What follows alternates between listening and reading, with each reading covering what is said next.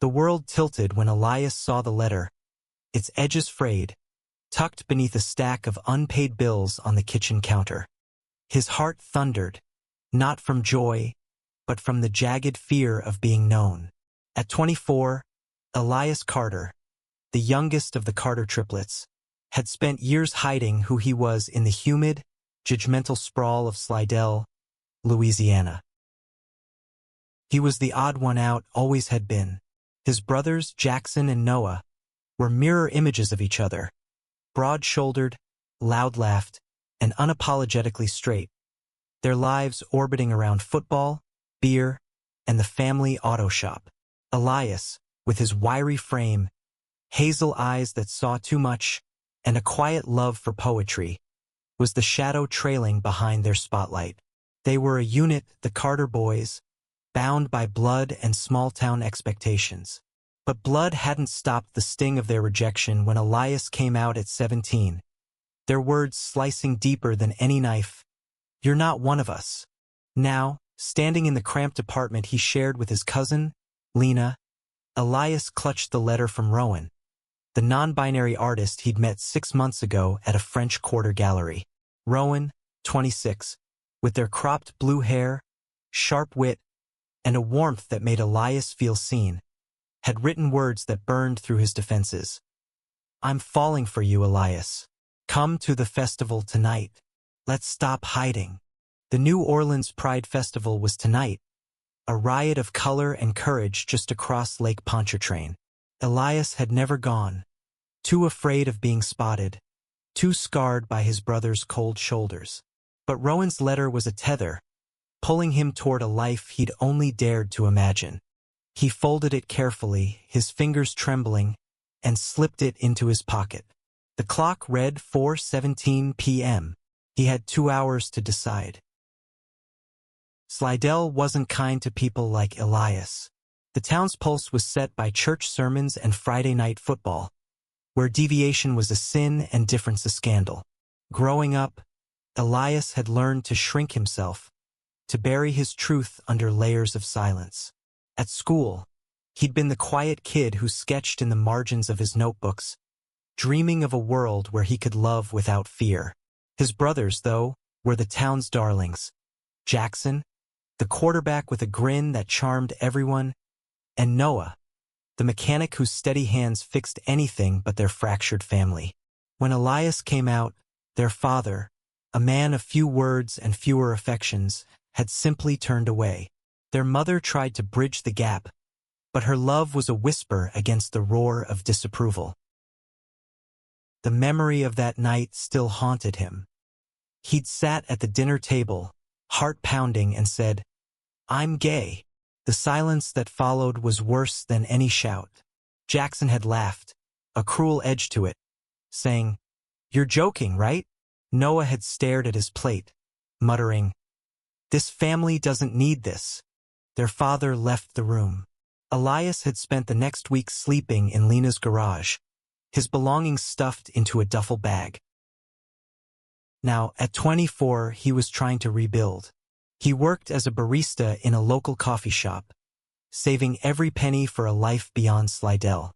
Meeting Rowan had been a fluke, a spilled coffee at the gallery, a shared laugh, and suddenly Elias wasn't alone. Rowan, who used they/them pronouns and painted vibrant murals that screamed defiance, had a way of unraveling Elias's fears.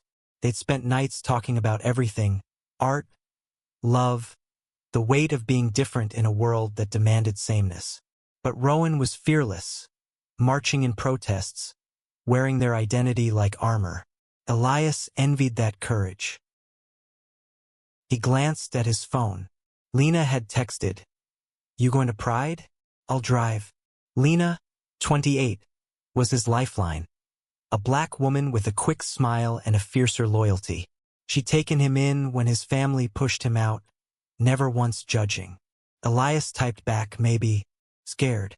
Her reply was instant, "You're braver than you think." The festival was a risk. Slidell wasn't far from New Orleans, and rumors traveled faster than the causeway traffic. If Jackson or Noah saw him there, or worse, their father, Elias wasn't sure he could face another round of their rejection. But Rowan's letter burned in his pocket, a promise of something more. He grabbed his jacket, a faded denim thing he'd had since high school, and headed for the door. The drive to New Orleans with Lena was quiet, the radio humming low with jazz. The city unfurled before them, alive with neon signs and the distant pulse of music. As they parked near the French Quarter, Elias's stomach knotted. Crowds spilled across the streets, rainbow flags waving like beacons. He spotted Rowan near a food truck, their blue hair catching the light, their smile wide and unguarded. Elias's breath caught. For the first time, he felt the pull of belonging. They met under a sprawling oak, the festival's chaos fading into the background. Rowan's hand found his, their fingers lacing together. "You came," they said, voice soft but electric. Elias nodded, words failing him. The moment was fragile, perfect, a snapshot of what life could be. But as they stood there, a familiar figure caught Elias's eye across the crowd. Jackson, his brother, stood frozen, staring straight at him. Jackson's stare cut through the festival's vibrancy like a blade. Elias's hand tightened around Rowan's, his pulse racing as his brother's broad frame loomed closer, weaving through the crowd. At 24, Jackson Carter was still the golden boy, tall, tanned, with a jawline that could have been chiseled from stone. But his eyes held a storm Elias knew too well. "Elias," Jackson called, his voice carrying over the music. It wasn't a question, but a demand. Rowan's grip steadied Elias, their thumb brushing his knuckles in quiet reassurance. Elias wanted to run, to disappear into the sea of rainbow flags, but his feet wouldn't move. 7 years had passed since he'd last faced Jackson like this, since the night his family fractured. The scars hadn't faded. "What are you doing here?" Jackson asked, stopping a few feet away. His tone was sharp, but there was something else, uncertainty, maybe. His gaze flicked to Rowan, to their joined hands, and his jaw tightened. Elias felt the old shame creeping in, but Rowan's presence anchored him. "I'm here with someone," Elias said, his voice steadier than he felt. "This is Rowan." He gestured to them, their blue hair a defiant splash against the twilight. Rowan nodded, their expression calm but unyielding, like they'd faced 100 Jacksons before. Jackson's eyes narrowed. "You're making a scene, Elias. You know how this looks." The words stung, echoing their father's disapproval. Elias's chest tightened, memories of rejection flooding back. His brothers turning away, their laughter at his expense. But Rowan stepped forward, their voice low but firm. "He's not making a scene. He's living his life. Maybe you should try it." Rowan's words were a challenge, their eyes locked on Jackson's. The air crackled with tension, festival goers oblivious to the quiet war unfolding. Jackson's face reddened. "You don't know me," he snapped, but his voice wavered. Elias saw it then. A flicker of something in Jackson's expression, not just anger, but conflict. Before Elias could speak, Jackson turned and vanished into the crowd, leaving a hollow ache in his wake. Rowan squeezed Elias's hand. "You okay?" they asked, their voice softening. Elias nodded, though his heart was a tangle of fear and hope. He'd faced Jackson and hadn't crumbled. For the first time, he felt a spark of his own courage. The festival pulsed around them, a kaleidoscope of music, laughter, and pride. Elias and Rowan wandered through the stalls, sharing a po' and stealing glances that felt like secrets. Rowan told stories of their art, of painting murals in Atlanta and Chicago, their hands moving animatedly. Elias listened, captivated, his guard lowering with every word. They danced to a brass band's rhythm, Rowan's laughter infectious, and for a moment Elias forgot Slidell, forgot his brothers, forgot the weight of being different. But the night wasn't done with him. As they sat on a bench under an oak tree, the same one from their earlier embrace, Elias's phone buzzed. A text from Noah. Saw Jackson. He's pissed. You at Pride? Elias's stomach dropped. Noah, the quieter brother, had always been less cruel but no less distant. The text felt like a warning, or maybe an accusation. Elias showed it to Rowan, who frowned. Do you want to go? They asked, their voice gentle but searching. Elias shook his head. He'd spent too long running. But the text lingered, a reminder that his past wasn't far behind. They stayed until midnight, the festival winding down. Lena picked them up, her eyes scanning Elias's face for signs of trouble. You good? She asked, her voice warm but cautious. Elias nodded, leaning into Rowan in the back seat. Lena smiled, turning up the radio as they crossed the causeway back to Slidell. At home, Elias couldn't sleep. He sat on his bed, Rowan's letter in his hands, rereading their words. The festival had been a taste of freedom, but Jackson's presence and Noah's text were shadows he couldn't shake. He wondered if his brothers would ever see him as more than a disappointment. The thought ached, but Rowan's courage lingered in his mind, urging him forward. The next morning, Elias woke to a knock at the door. Lena was at work, so he answered, expecting a delivery.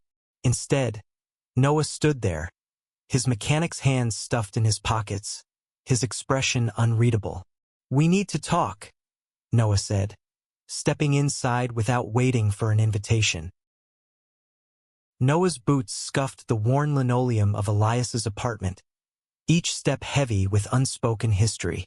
At 24, Noah Carter was the steady one, his dark eyes always guarded, his hands stained with engine grease. Elias stood frozen, the air thick with the weight of 7 years apart. Noah hadn't spoken to him directly since the night Elias came out, when his silence had hurt more than Jackson's venom. Jackson called me last night, Noah said, his voice low, almost reluctant. He leaned against the counter, avoiding Elias's gaze. Said he saw you at Pride. With someone. The pause before someone carried a question, but Elias didn't answer. He wasn't ready to explain Rowan, not to Noah. Not yet. What do you want, Noah? Elias asked, his voice sharper than intended. He crossed his arms, bracing for another lecture, another rejection. But Noah's shoulders slumped, and for the first time, Elias saw cracks in his brother's armor. I don't know, Noah admitted, rubbing the back of his neck. Jackson's losing it, saying you're throwing our family name in the dirt. But I don't think that's true. The words were halting, like they cost him something.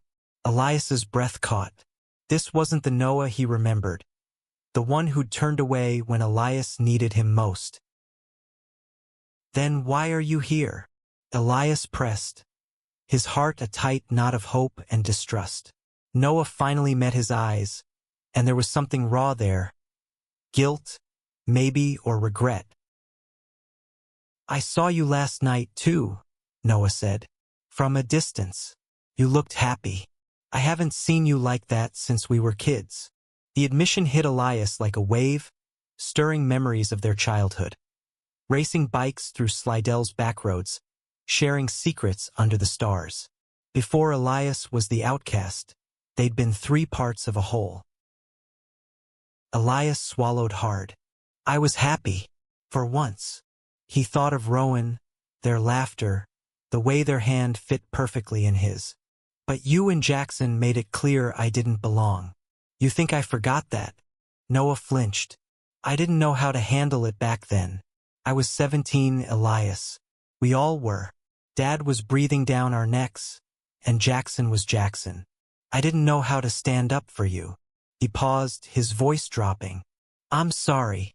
The apology hung in the air, fragile and unfamiliar. Elias wanted to believe it, but scars don't heal with a single word. "Why now?" he asked, his voice trembling. "What's changed?" Noah hesitated, then pulled out his phone and showed Elias a photo. A young girl, maybe 10, with Noah's eyes and a bright smile.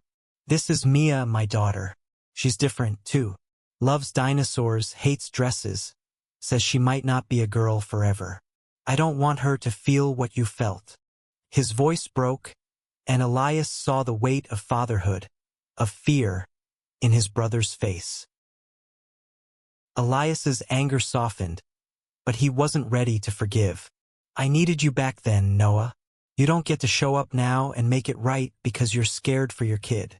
"I know," Noah said, his voice barely above a whisper. "But I'm trying." The conversation ended there, Noah leaving with a promise to talk again. Elias sat alone, his mind spinning. Noah's apology was a crack in the wall between them, but it didn't erase the years of silence. He texted Rowan, needing their voice to ground him. They met at a quiet cafe in New Orleans, where Rowan listened, their presence a balm to Elias's raw edges.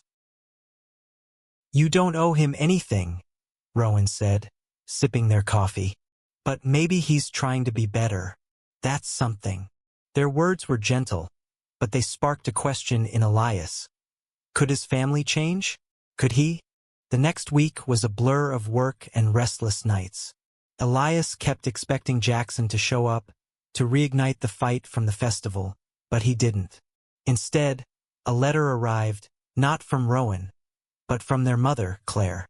It was short, written in her careful handwriting. "I saw your brothers talking about you. I miss you, Elias. Come home for dinner Sunday?" Elias stared at the letter, his heart torn.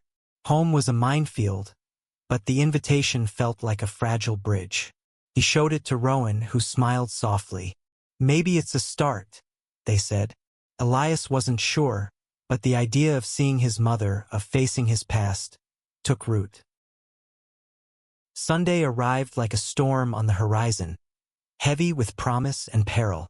Elias stood outside the Carter family home in Slidell, a modest ranch-style house with peeling paint and a front yard littered with memories. At 24, he hadn't crossed this threshold in years. Not since the night he'd left with nothing but a duffel bag and a broken heart. Rowan had offered to come, but Elias needed to face this alone. He clutched his mother's letter, its edges worn from rereading, and knocked. Claire opened the door, her face softer than he remembered, her graying hair pulled back in a loose bun. At 52, she carried the weight of a family fractured by silence. "Elias," she said, her voice trembling with relief. She pulled him into a hug, and for a moment, he was 10 again, safe in her arms. Inside, the house smelled of gumbo and history. The dining table was set for 4, but only Noah was there, sitting stiffly, his eyes flickering with unease. Jackson was absent, his absence louder than any argument. "He wouldn't come," Noah said quietly, answering Elias's unspoken question. "Said he's not ready." Elias nodded, the sting familiar but sharp. He sat across from Noah, Claire bustling between them, her chatter about the weather a thin veil over the tension. Dinner was quiet at first, the clink of spoons against bowls the only sound. Then Claire spoke, her voice steady but laced with pain. "I should have fought harder for you, Elias. I let your father and brothers push you away. I'm sorry." The words hit like a tide, washing away some of Elias's defenses. He wanted to stay angry, to hold on to the hurt, but her eyes, red-rimmed and earnest, made it hard. "I didn't know how to come back," he admitted, his voice raw. "I thought you all hated me."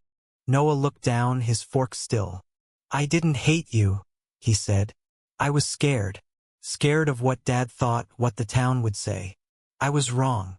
It was the second time Noah had apologized, and this time Elias felt the sincerity. But Jackson's absence loomed, a reminder that not all wounds heal at once. Claire reached for Elias's hand. "You're my son. Always will be. I want you back in this family." Her words were a lifeline, but Elias wasn't sure he could grab it. He thought of Rowan, of the festival, of the life he was building outside these walls. Could he reconcile the two? After dinner, Noah lingered, offering Elias a ride back to his apartment. They drove in silence at first, the hum of the truck's engine filling the space. Then Noah spoke. "Mia keeps asking about you. She saw an old photo of us as kids. Wants to meet her uncle." The words were a quiet plea, and Elias's heart softened. He agreed to meet Mia, a small step toward something new. The next day, Elias met Rowan at their studio in New Orleans, a cluttered space filled with half-finished canvases and the scent of paint. He told them about the dinner, about Claire's apology and Jackson's absence. Rowan listened, their eyes steady, then pulled him into a hug. "You're building something new," they said, "with or without them." That night, Elias dreamed of his brothers.